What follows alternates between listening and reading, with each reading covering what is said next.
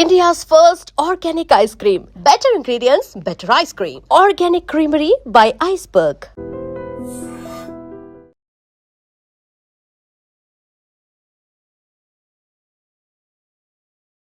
Hi hello namaste welcome back to our channel. నేను మీ వైషు. ఈ శ్రావణ మాసంలో వరలక్ష్మి వ్రతం అందరి ఇళ్లలో జరుపుకుంటున్నారు. అయితే కొత్తగా పెళ్లి కాని వాళ్ళు అబ్బాయి అమ్మాయి కలిసి వరలక్ష్మి వ్రతం చేసుకుంటుంటే అసలు అలా పెళ్లి కాని వాళ్ళు వరలక్ష్మి వ్రతం చేసుకోవచ్చా? పెళ్లి కాని అమ్మాయిలు మాత్రమే కూర్చొని చేసుకుంటూ ఉంటారు, కానీ అమ్మాయి అబ్బాయి కలిసి ఫ్యూచర్లో పెళ్లి చేసుకోబోయే వాళ్ళు ఇట్లాంటి వ్రతాలు చేసుకోవచ్చా? దీని గురించి పెద్ద ఎత్తున వారే నడుస్తుందని చెప్పుకోవాలి. అసలు చేసుకోకూడదు, అలా ఎలా చేసుకుంటారని చెప్పేసి తిట్టేసుకుంటూ ఉన్నారు మొత్తం సోషల్ మీడియాలో. మరి నిజంగా చేసుకోవచ్చా? చేసుకుంటే అసలు తప్పేంటి? ఒకవేళ చేసుకోకూడదు అంటే వాళ్ళు ఎందుకు చేసుకుంటున్నారు? ఈ విషయం గురించి మాట్లాడడానికి ఈరోజు నాతో పాటు సోషల్ యాక్టివిస్ట్ కృష్ణకుమారి గారు ఉన్నారు. మేడంతో మాట్లాడదాం. హలో మ్యామ్, నమస్తే. నమస్తే. బాగున్నారా మ్యామ్? బాగున్నాను. వరలక్ష్మి వ్రతం ఈ శ్రావణ మాసంలో ప్రతి ఆడపిల్ల వాళ్ళ హస్బెండ్ బాగుండాలని చెప్పేసి పెళ్ళైన వాళ్ళు చేసుకుంటూ ఉంటారు అని అంటుంటారు. ఈ మధ్యలో ఈ సెకండ్ థర్డ్ వీక్స్లో పెళ్ళి కానీ మన సెలబ్రిటీ కపుల్స్ అందరూ కూర్చొని పెళ్లి చేసుకోబోతున్నాం కదా ఎలాగో అని వాళ్ళే ముందే పూజలు చేసేసుకున్నారు. దాని గురించి సోషల్ మీడియాలో అసలు ఎలా చేసుకుంటారు, దానికి ఒక తతంగం ఉంటుంది, ఇది ఉంటుంది, ఆ మాత్రం తెలియకుండా సెన్స్ లేకుండా ఎలా చేసుకుంటున్నారని పెద్ద ఎత్తున గొడవలు జరుగుతూ ఉన్నాయి. ఏంటి నిజం? అసలు ఎవరు చేసుకోవచ్చు, ఎవరు చేసుకోకూడదు, వీళ్ళు చేసుకుంటే తప్పేంటి? నేను ఎవరు చేసుకోవచ్చు, ఎవరు చేసుకోకూడదు, ఎలా చేసుకోవాలి అవన్నీ నాకు అసలు తెలియదు, నేను నమ్మను. కానీ ఈ మధ్యకాలంలో ఈ పూజల పేరుతోటి వాళ్ళ అంతస్తులు తెలియజేసుకోవాలి అనే ఒక ఆతృత మట్టుకు చాలా ఎక్కువైపోయింది. అక్కడ చిత్తం శివుడి మీద భక్తి చెప్పుల మీద అన్నట్లు ఏమాత్రం అసలు చిత్తశుద్ధి అనేది లేకోకుండా చాలామంది, అందరూ అని నేను అన్ను, చిత్తశుద్ధి లేకోకుండా పూజలు చేస్తున్నారు. మనకి సామెత కూడా ఉంది కదా, చిత్తశుద్ధి లేని శివ పూజలు ఏలరా, ఆచార్య శుద్ధి లేని ఆచారం ఏలరా అని చెప్పి మనకి సామెత ఉంది. అట్లా మరి ఏంటి అసలు దైవభక్తి ఉంది అనడానికి ఏంటి, లేదు అనడానికి ఏంటి? పైగా దాన్ని ఇట్లా ఎగ్జిబిషనిజం పేరుతోటి ప్రదర్శన వస్తువుగా భక్తిని చేయడం ఎంతవరకు కరెక్టు అనేది కనుక మాట్లాడుకోవాల్సి వస్తే, ఇది భక్తి ఉంది అనుకునే వాళ్ళు వాళ్ళకి వాళ్ళు సమాధానం చెప్పుకోవాల్సిన అవసరం ఖచ్చితంగా ఉంది. ఒకానొకప్పుడు ఒక ఊరిలో ఒక వినాయకుడి మండపం పెట్టేవాడు. ఊరు మొత్తానికి ఒకటే ఉండేది, ఊరు మొత్తానికి ఒకటే శ్రీరామును పందిరి ఉండేది. రాముడి పెళ్ళి ఒక చోటే చేసేవాళ్ళు, రాములోరి గుడి దగ్గరే పందిరులేసి చేసేవాళ్ళు. ఇప్పుడు అట్లా కాదు. ఇప్పుడు కులానికి ఒక చోట పందిర్లు వేసుకుని చేసుకుంటున్నారు. గుడున్నా లేకపోయినా రాముడి విగ్రహం పెట్టుకొని కులాన్ని, అంటే భక్తి అనేది ఒక రకంగా ఒక ఆధిపత్యానికి చిహ్నంగా తయారైంది. ఈ మధ్యకాలంలో గుడులు ఎక్కువగా కనిపిస్తున్నాయి. గుడులు కొత్త గుడులు కడుతున్నారు. ఈ కొత్త కాలనీలు వస్తున్నాయి. కొత్త కాలనీ వచ్చిన ప్రతి చోట గుడి వస్తుంది. అంటే మనకి అర్థమయ్యేది ఏంటి అంటే, అక్కడ ఆ గుడి కోసం ఒక పాలక వర్గం, అంటే ఇండైరెక్ట్గా ఒక పెత్తనం. ఎవరు గుడికి డబ్బులు ఇవ్వగలుగుతారు? డబ్బులు సంపాదించే వాళ్ళే గుడికి ఇవ్వగలరు. ఇవాళ కొత్తగా డబ్బులు సంపాదిస్తున్న వాళ్ళు ఎవరు అంటే గనక రియల్ ఎస్టేట్ వాళ్ళు ఎక్కువ కొత్తగా డబ్బులు సంపాదిస్తున్నారు. అలాగే ఆస్తులు విలువలు పెరిగిన తర్వాత ఆ ఆస్తులు అమ్మినప్పుడు వచ్చిన డబ్బులను కూడా గుళ్ళకి విరాళాలు ఇచ్చేవాళ్ళు ఎక్కువ ఉన్నారు. ఇప్పుడు మనం ఈ కొత్త కాలనీలు ఏర్పడే దగ్గర ఈ రియల్ ఎస్టేటు చేసి కొత్తగా డబ్బులు సంపాదించిన వాళ్ళని చూసుకుంటే గనక వాళ్ళకి ఒక రకమైన పెత్తనం కావాలి. అంటే అది ఒక హోదాకి చిహ్నంగా భావిస్తున్నారు. దైవభక్తి కూడా ఒక హోదాతో కూడింది. దానివల్ల మనకు ఒక హోదా వస్తుంది, ఒక గుర్తింపు వస్తుంది. అంటే దైవభక్తిని దీనికి అడ్డం పెట్టుకుంటున్నారు అనేది అర్థమైపోయింది మనకి. ఇక ఇందులో మీకు అసలు రెండో మాట అక్కర్లేదు, అసలు శశబెషలు అక్కర్లేదు. అంటే ఎప్పుడైతే ఈ విధమైన పెత్తనం గుళ్ళపైన వచ్చిందో, అలాగే భక్తి ప్రదర్శనగా అయిపోయిందో, దానికోసం ముబ్బడిగా డబ్బులు ఖర్చు పెట్టడం అలవాటైపోయిందో, మీరు తిరుపతి వెంకన్న స్వామి సంగతి చూడండి. ఎంతమంది అజ్ఞాత భక్తులు వాళ్ళు ఏం చేస్తుంటారు అంటే హుండీలో వేసేస్తూ ఉంటారు. అసలు అజ్ఞాత భక్తులే ఎందుకు వేయాలి? మామూలుగా ఒక భక్తుడు వచ్చి నేను 5 కోట్లు విరాళం ఇస్తున్నాను అని ఎందుకు చెప్పుకోలేరు? మీరు ఇవ్వాలనుకున్న ధర్మం చెయ్యాలనుకుంటున్నారో లేదు కానుక వెయ్యాలనుకుంటున్నారో హుండీలో, అది మీరు చెప్పుకోలేని సంపాదన అది. అంటే ఏ అవినీతి చేసి మీరు సంపాదించారు అంటే? నేను దాన ధర్మాలు చేసే వాళ్ళందరికీ, గుళ్ళల్లో డబ్బులు ఇచ్చే వాళ్ళందరూ అన్యాయాలు అక్రమాలు చేస్తున్నారని నేను అనను, ఎట్టి పరిస్థితుల్లో అనను. నాకు నిస్వార్థంగా పూర్తి దైవభక్తితో చేసే భక్తులు తెలుసు, దొంగలు తెలుసు. ఇప్పుడు తిరుమల తిరుపతి దేవస్థానం కిందకు వచ్చింది అనుకోండి, అక్కడ ధర్మకర్తల మండలి ట్రస్ట్ బోర్డు మెంబర్స్ అంటారు, అవి కొనుక్కోవడానికి రాజకీయాన్ని వాడుకుంటున్న వాళ్ళని చూస్తున్నాము, డబ్బులు వాడుకుంటున్న వాళ్ళని చూస్తున్నాము. ఆ డబ్బులు అక్కడ ఇచ్చి మెంబర్షిప్ కొనుక్కున్న వాళ్ళు రియల్ ఎస్టేట్ చేస్తూ మోసాలు చేసి చాలామందిని ప్రీలాంచ్ పేరుతోటి ఏడిపిచ్చి డబ్బులు కొన్న అతన్ని కూడా మనం చూసాము. ఒక అతన్ని ఇమ్మీడియట్గా ఒకళ్ళు కోర్టులో కేసేసి అతని మెంబర్షిప్ తీసేయించారు. అంటే ఇదంతా ఎందుకు చెప్తున్నా అంటే, అసలు భక్తిలో ఎప్పుడైతే డబ్బు వచ్చి చేరుతుందో, అంటే మా దగ్గర ఉంది, మేము దేవుడికి ఇవ్వాలనుకుంటున్నాం, ఇస్తాం, తప్పేంటి అని నేను తప్పు అనట్లేదు. దాన్ని నేను ఇచ్చేదాని గురించి నేను తప్పు అనట్లేదు. కానీ ఆ దేవుడికి ఇచ్చే డబ్బు నీకు ఎలా వచ్చింది అనేది ఒక నీ మనసుకైతే నువ్వు ప్రపంచానికి ప్రకటించక్కర్లేదు, నీ మనసుకైతే నీకు తెలుసు కదా. అంత దారుణం చేసి దేవుడికి వాటా ఇవ్వాల్సిన అవసరం ఏంటి? భక్తి సోషల్ మీడియా కోసం ఈ మధ్య పెరిగిపోయింది. భక్తి పెరిగిపోయింది. ఇప్పుడు గాలి జనార్దన్ రెడ్డి అని ఒక అతను ఉన్నాడు. అతను 18 కోట్లు పెట్టి ఒక కిరీటం చేయించి ఇచ్చాడు. ఇప్పుడైతే అది 100 కోట్లు అవుతుంది. ఆయన చూసి ఇంకొకళ్ళు చూసి ఇంకొకళ్ళు.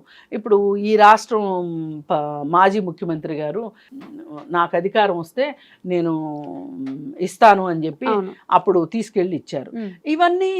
ఇవన్నీ ఏంటి అంటే, అసలు ఎందుకు దేవుణ్ణి ఇంత కానుకల రూపంలో ఎందుకు దేవుణ్ణి చూస్తున్నారు? దేవుడిగా ఎందుకు మీరు చూడలేకపోతున్నారు? మీరు మనుషులుగా ఉంటే దేవుడిగా చూస్తారు. ఇప్పుడు పాండురంగ మహత్యం అని ఒక సినిమా ఉంది. దానిలో పాండురంగుడు మట్టి తొక్కుతా అంటే ఎంత తన్మయత్వంతో ఆ మట్టిని తొక్కుతాడు అంటే, దాంట్లో తన కొడుకే పడిపోయి తన కొడుకు చనిపోయింది కూడా చూసుకోడు అనమాట. అంత మూర్ఖపు భక్తి అని నేను కావాలని అని కాదు, ఇంకోటి లేదు, పూర్తి నిస్వార్థమైన భక్తి ఉంటే తప్పేమీ లేదు. కానీ ప్రమాదకరమైన భక్తి ఏంటి అంటే, ఇవాళ ఏ దరిద్రాలైనా చేసి, ఏ చండాలాలైనా చేసి వీళ్ళు డబ్బు సంపాదించేసేసి దేవుడికి కొంచెం ఇచ్చేసేసి మనశ్శాంతి తెచ్చుకునే దాన్ని మట్టుకు నేను పూర్తిగా వ్యతిరేకిస్తాను. ఇకపోతే ఇవన్నీ ప్రదర్శన భక్తులు అయిపోయినాయి. భక్తి ప్రదర్శనమయం అయిపోయింది. ఈ ప్రదర్శనమయం అయిపోయిన భక్తిలో వినాయక చవితులు, ఈ వరలక్ష్మి వ్రతాలు, అలాగే శ్రీరామనవమి, ఇవన్నీ కూడా వచ్చేసేసి ఏం చేస్తున్నారు? ఇప్పుడు ఇందాక అనుకున్నాం కదా, ఊరికి ఒక వినాయకుడు అనుకుంటే, ఇప్పుడు హైదరాబాద్లో కూడా చాలా తక్కువ వినాయకుళ్ళు ఉన్న కాలం నుంచి ఇవాళ కొన్ని వేల వినాయకుళ్ళు వచ్చేసిన పరిస్థితి వచ్చింది. వచ్చేసి ఆ వినాయకుడి పేరుతోటి డబ్బులు వసూలు చేయటము, అక్కడ జరిగే నానా కంగాళి, ఇదంతా మనం చూస్తూనే ఉన్నాం. అది అయిపోయిన తర్వాత ఇక వరలక్ష్మి వ్రతం దగ్గరికి వస్తే, ఇది ముత్తైదువులు చేసుకుంటారు. అలాగే నార్త్ సైడ్ కూడా కర్వా చౌత్ అని ఇంకోటి, వాళ్ళు కూడా ఒక పండగ చేస్తారు. కార్తీక మాసంలో కార్తీక పౌర్ణమి ఇక్కడ కూడా చేస్తారు, అక్కడ కూడా చేస్తారు. అయితే ఇదంతా ఏంటి అంటే, భర్త యొక్క ఆరోగ్యం బాగుండాలని భార్యలు చేసే వ్రతం ఇది. రైట్. అయితే శనగలు ఇస్తారు. ఇది ఈ వర్షాకాలంలో శనగలు తింటే మంచిది, ప్రోటీన్ ఫుడ్ అనే ఉద్దేశంతో ఇచ్చుకుంటున్నాం వాయనం అని చెప్పి ఆవిడికి శనగలు ఇస్తే, ఈవిడికి శనగలు ఇస్తే, ఇద్దరు కలిసి ఇంటికి తీసుకెళ్ళి మొగుడికి పెడితే మొగుడు బాగా ఆరోగ్యంగా ఉంటాడు అనేది వాళ్ళ నానుడి. అయితే నా బాధ ఏంటి అంటే, ఇక్కడ ఒక చిన్న కన్సర్న్ ఏంటి అంటే, ఎందుకబ్బా మహిళలే భర్తల ఆరోగ్యాలు బాగుండాలని పూజలు చేస్తారు, భర్తలు ఎందుకు భార్యల ఆరోగ్యాల కోసం చేయరు? పోనీ నేనేమంటానంటే మీరేం పూజలు చేయొద్దు కానీ భర్తలు ఈ శ్రావణ మాసం సందర్భంగా మీ భార్యలకి హెల్త్ చెకప్లు చేయించండి. వావ్, మంచి ఐడియా కదా అసలు. ఇప్పుడు ఆడవాళ్ళు ఎప్పుడు కూడా పిల్లలకు చేసామా, భర్తకు చేసామా, అత్తమామలకు చేసామా, ఇల్లంతా బాగా పెట్టుకున్నామా లేదా అని వాళ్ళ గురించి వాళ్ళు ఇల్లుతా పేరు మర్చిపోయినట్టు వాళ్ళ గురించి వాళ్ళు మర్చిపోతారు. అంటే ఎప్పటి నుంచో వస్తున్న ఆచారాలు మనం ఎట్లా చేయకుండా వదిలేస్తాం, నేను చేయొద్దనట్లేదు. ఇప్పుడు భక్తి వ్యక్తిగతం, ఖచ్చితంగా అది ప్రదర్శన కాదు, ఇంతవరకు గుర్తుపెట్టుకుంటే చాలు. ఇకపోతే భర్త కోసమే వ్రతాలు, నోములు, పుణ్య ఇవన్నీ చేస్తున్నారు కదా వీళ్ళు, సరే చెయ్యండి మీరు. కానీ మీకు ప్రతిగా మీ భర్త ఈ ఆధునిక కాలంలో ఆలోచించాల్సింది ఏంటంటే నా భార్య ఆరోగ్యం ఎలా ఉంది, నా ఆరోగ్యం కోసం కదా నా భార్య ఇంత పూజ చేస్తుంది, నా భార్య ఆరోగ్యం కోసం నేనేం చేస్తున్నానని ఏ పురుషుడైనా ఆలోచించుకున్నాడా? తీసుకెళ్ళి ఇయర్లీ చెకప్ చేయించారనుకోండి ఈ పండగ సందర్భంగా వాళ్ళ ఆరోగ్యం గురించి, వాళ్ళకి ఏమైనా ఒక అనారోగ్యం బయటపడింది అనుకో, ఈ టెస్ట్ చేయించకపోతే బయటపడుకోకుండా డైరెక్ట్గా రోగమే బయటపడింది అనుకో కష్టం అవుతుంది కదా. అందుకని చెప్పి విధిగా ఖచ్చితంగా భర్తలు భార్యల కోసం ఈ మాత్రం ఆరోగ్యంగా, అంటే వాళ్ళు మీ ఆరోగ్యం గురించి చూస్తున్నారు కాబట్టి మీరు కూడా వాళ్ళ ఆరోగ్యం గురించే చూడాలి అనేది నా కన్సర్న్. సరే, ఇది అయిపోయింది. ఇంకా అసలు ఇప్పుడు సోషల్ మీడియాలో ఈ సెలబ్రిటీలు అనబడే మహిళామణుల యొక్క వాళ్ళు అప్లోడ్ చేస్తున్నవి చూస్తూ ఉంటే, మా ఇంటికి వచ్చిన 150 సెలబ్రిటీలు ఇచ్చుకుంటున్నాము వాయనం, పూచుకుంటున్నాము వాయనం, అందరి వీడియోస్ ఇవే ఉన్నాయి. అయితే ఇక్కడ మనం ఆలోచిస్తే గనక, నేను శాస్త్రాలు, ధర్మాలు ఇవన్నీ నేను మాట్లాడను, కానీ ఒక పెళ్ళి కానీ పెళ్లి చేసుకుందాము అనుకుంటున్న వాళ్ళు పూజ చేశారు అని ఈ సంవత్సరం చాలా ఎక్కువ విమర్శల పాలయ్యారు. అయితే ఇప్పుడు మనుషులకి వేచి ఉండే గుణం తగ్గింది. ఓకే, దానికి రిఫ్లెక్షన్ ఇది. ఆగట్లే ఎక్కడ. ఎందుకంటే ఈ సంవత్సరం పెళ్లి చేసుకున్నారనుకోండి, పెళ్లి చేసుకున్న తర్వాత వ్రతం చేసుకోవచ్చు, లేదు వచ్చే సంవత్సరం పెళ్లి చేసుకున్నారనుకోండి ఆ తర్వాత సంవత్సరం వ్రతం చేసుకోవచ్చు. కానీ ఈలోపే మిస్ అయిపోతే అసలు వీళ్ళు ప్లెజర్ని పోస్ట్పోన్ చేయడానికి ఇష్టపడట్లా. ఓకే, ఇది ఒక రకంగా డిజైర్ని పోస్ట్పోన్ చేయటం అంటారు. డిజైర్ అంటే మనకు ఒక ఇష్టం కలిగింది, ఒక కోరిక కలిగింది, దాన్ని పోస్ట్పోన్ చేయడం. ఈ డిజైర్ని పోస్ట్పోన్ చేయడము అనే ఒక విషయం, ఇది ఎంత పెద్ద పర్సనాలిటీ డెవలప్మెంట్ కాన్సెప్టో తెలుసా అండి? చాలా పెద్ద పర్సనాలిటీ డెవలప్మెంట్ కాన్సెప్ట్. ఒకసారి ఏం చేశారంటే, ఈ పర్సనాలిటీ డెవలప్మెంట్ క్లాసెస్ అది తీసుకునేవాళ్ళు చాక్లెట్లు ఇచ్చారు పిల్లలకి.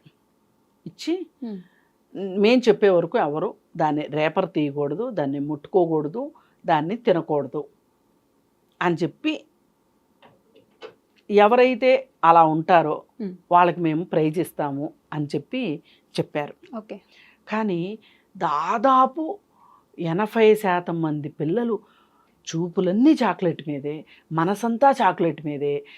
ఎప్పుడు వాళ్ళు ఎస్ అంటారా తినేయాలి అని కొంతమంది పిల్లలు, కొంతమంది అయితే అంతసేపు ఆకలేక తినేసిన పిల్లలు ఉన్నారు.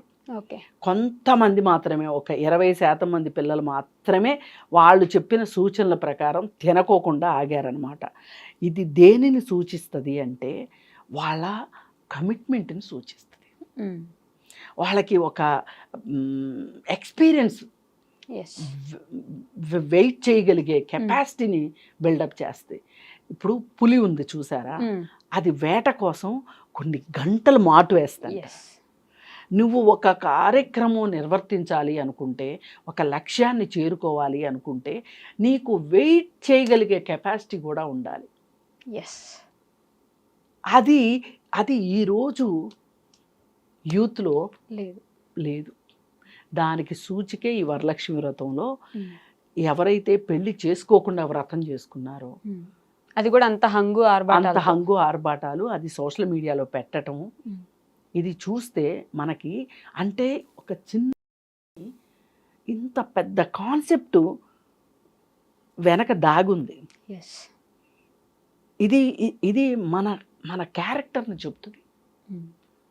ఈ విషయానికి వస్తే సరే, మీరు పూజ చేసుకున్నారు, బాగానే ఉంది. ఈ పూజ ఎందుకు చేశారు మీరు అసలు?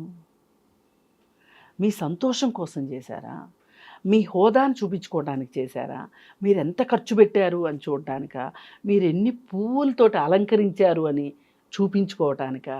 ఒకప్పుడు బాగా పెద్ద సీనియర్ యాక్టర్స్ ఎవరైతే ఉండేవాళ్ళో వాళ్ళు మాత్రమే ఇలా చేసేవాళ్ళు. చేసేవాళ్ళు కానీ అప్పుడు ఈ సోషల్ మీడియా లేదు కాబట్టి పెద్ద చూపించేవాళ్ళు ఎక్కడ తెలిసేది కాదు, కానీ చేసేవారట.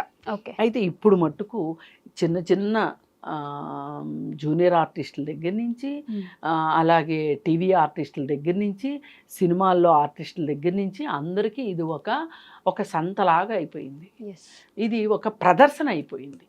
పదే పదే నేను ప్రదర్శన అనడం వెనకమాల నా ఉద్దేశం ఏంటంటే, మీరు భక్తిని ప్రదర్శనకి పెట్టకండి.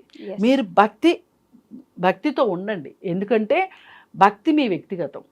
అది మీకు సంతోషాన్ని ఇస్తుంది, మీకు ఒక స్వాంతాన్ని ఇస్తుంది, మీకు ఒక ఓదార్పుని ఇస్తుంది భక్తి అనుకుంటే భక్తిలో ఉండండి. కానీ మీ డబ్బులు చూపించుకోవటానికి, మీ హోదాలు చూపించుకోవటానికి, మీ హంగు ఆర్భాటాలు చూపించుకోవటానికి, ఒక వరలక్ష్మి వ్రతం కోసం 5 లక్షలు ఖర్చు పెట్టాను, 6 లక్షలు ఖర్చు పెట్టాను, 10 లక్షలు ఖర్చు పెట్టాను, 15 లక్షల నగ కొనుక్కున్నాను, ₹1,00,000 చీర కొనుక్కున్నాను, ఇవి చూపించడం మట్టుకు చాలా చాలా చాలా చాలా తప్పు. అది దాన్ని భక్తి అనరు, ప్రదర్శన అనే అంటారు. ఈ పైగా వినాయక చవితి అప్పుడు కూడా అంతే, పూజ చేసేసి హడావుడిగా ఒక గ్రూప్లో ఫస్ట్ ఎవరు పెట్టేశారు, ఏమేం పువ్వులు పెట్టారు. ఈ మధ్య లోకల్గా దొరికే పువ్వుల కంటే కూడా ఫారిన్ పువ్వులతో పూజలు చేయడం చాలా ఎక్కువైపోయింది. ఇప్పుడు పెళ్ళిళ్ళలో కూడా ఫారిన్ పువ్వులే ఎక్కువ వాడుతున్నారు, లోకల్ పువ్వులు వాడట్లా. అలాగే దేవుడి విషయం దగ్గరికి వచ్చేసరికి కూడా దేవుడికి కూడా వీళ్ళు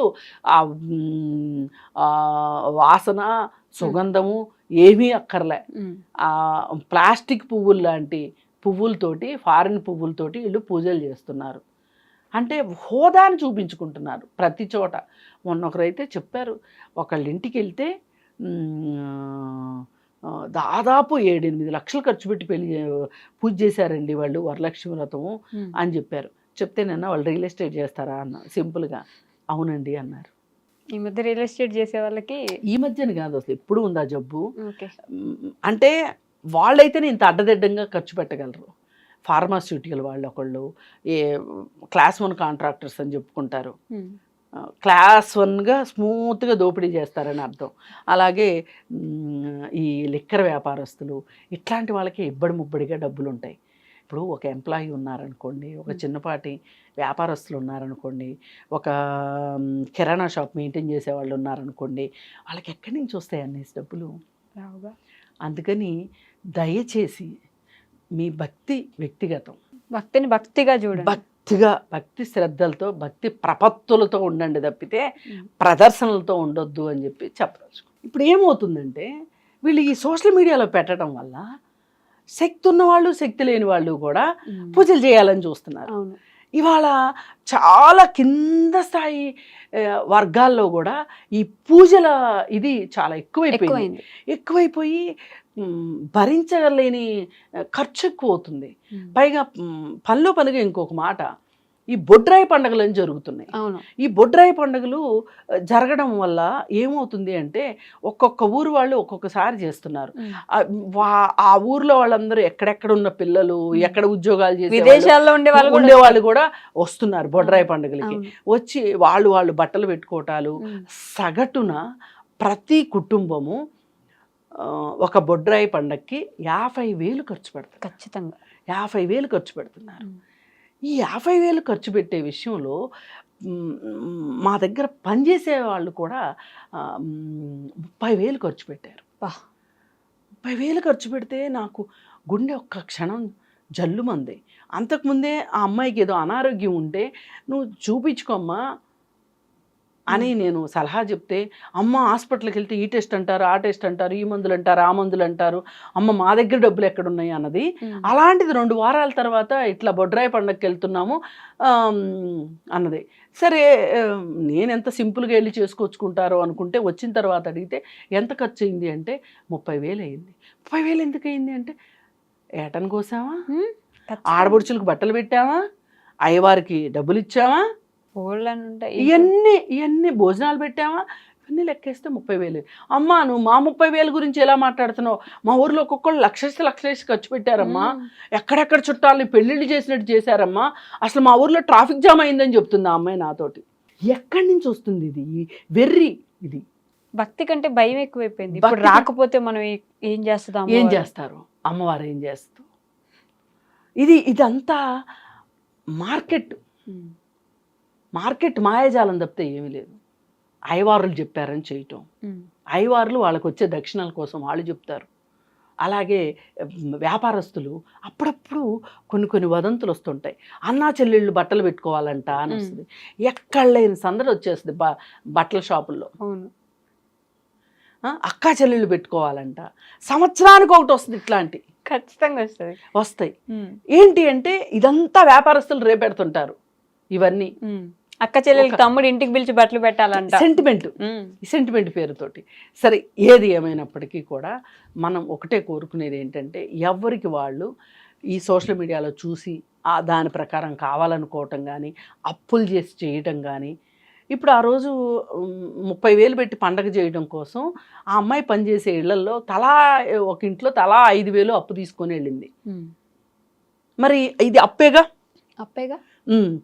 మరి డాక్టర్ చూపించుకో అంటేనేమో డబ్బులు లేవన్నది, ఆ అప్పు చేసి పండగ చేసుకున్నది. అందుకని ఇట్లా సోషల్ మీడియాలో చూసి కానీ, లేకపోతే ఈ వదంతులు నమ్మి కానీ పూజలు చేసి అప్పుల పాలు అవ్వద్దు. ఇప్పుడు ఒక కుటుంబానికి 50,000 అది, కానీ గ్రామం మొత్తం కుటుంబాలతో లెక్కేస్తే దాని నెట్వర్త్ లెక్కేయండి ఒకసారి, ఎంత ఖర్చు అది. అందుకని ఇట్లాంటి కాకుండా మీరు మనస్ఫూర్తిగా ప్రశాంతమైన మనస్సుతోటి దండం పెట్టుకున్నా కానీ చాలు. అంతేగాని ఇంత ఆర్భాటాలు, ఇంత హడావుడ్లు చేసి డబ్బులు ఖర్చు పెట్టి మీరు ఖర్చు పెట్టుకోగలిగిన వాళ్ళు ఖర్చు పెట్టి, ఖర్చు పెట్టలేని వాళ్ళు బాధపడేటట్లుగా ఈ ప్రదర్శన మట్టుకు వద్దు అని చెప్పి కోరుకుందాం. Okay ma'am, thank you. నిజంగా ప్రస్తుతం ఉన్నటువంటి సమాజం దేనికి ప్రయారిటీ ఇస్తుంది? ఆర్థిక సంబంధాల చుట్టూ మాత్రమే తిరుగుతుంది. మళ్ళీ ఎన్నికలంగానే చాలా విరక్తి కలుగుతాను. మంచి అనిపిస్తుంది కదా, లేడీస్ కూడా ఛాలెంజింగ్ జాబ్స్ చేసినప్పుడు చాలా బాగుంటది. ఫుడ్ డెలివరీ ఇవ్వటానికి వెళ్ళినటువంటి డెలివరీ బాయ్ అనిల్ పై కళ్ళ ముందు